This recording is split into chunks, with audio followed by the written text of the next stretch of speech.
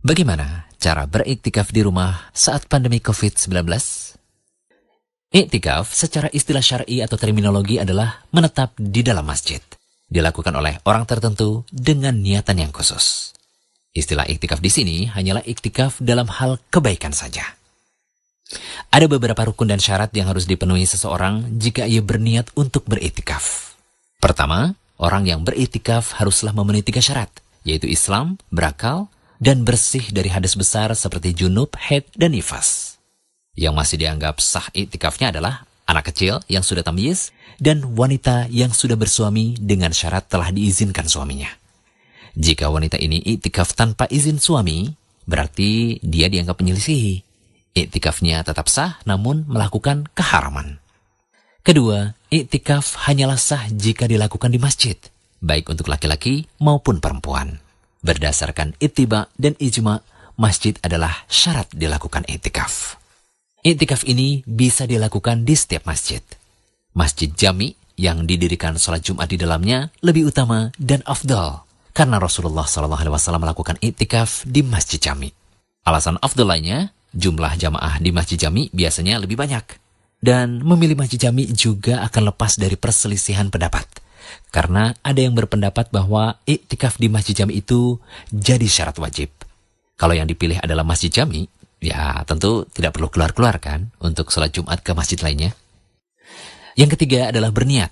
Hukumnya adalah wajib mengawali iktikaf dengan niat, yakni berniat menetap di masjid selama waktu tertentu untuk ibadah. Keempat, orang yang beriktikaf haruslah menetap di masjid selama waktu tertentu yang disebut diam secara urf atau menurut kebiasaan. Para ulama Syafi'iyah katakan sekedar lamanya tumakninah ketika ruku dan semacamnya. Ya kalau hanya sekedar lewat dari satu pintu menuju pintu lainnya, ya tidak disebut iktikaf dong. Diamnya di masjid tidaklah harus 1 malam penuh. Akan tetapi disunahkan iktikaf dilakukan sehari. Lalu kapan ya waktu iktikaf itu? Iktikaf boleh dilakukan pada waktu malam atau siang. Juga termasuk pada waktu terlarang untuk sholat. Boleh juga iktikaf dilakukan pada hari raya Idul Fitri dan Idul Adha, serta hari-hari tasyrik. Syarat iktikaf adalah berdiam di masjid. Boleh dalam waktu lama, bisa pula dalam waktu sebentar saja, sampai 1 jam atau sekejap sekalipun, bisa pula seharian atau bahkan sebulan. Nah, mudah-mudahan sudah paham ya.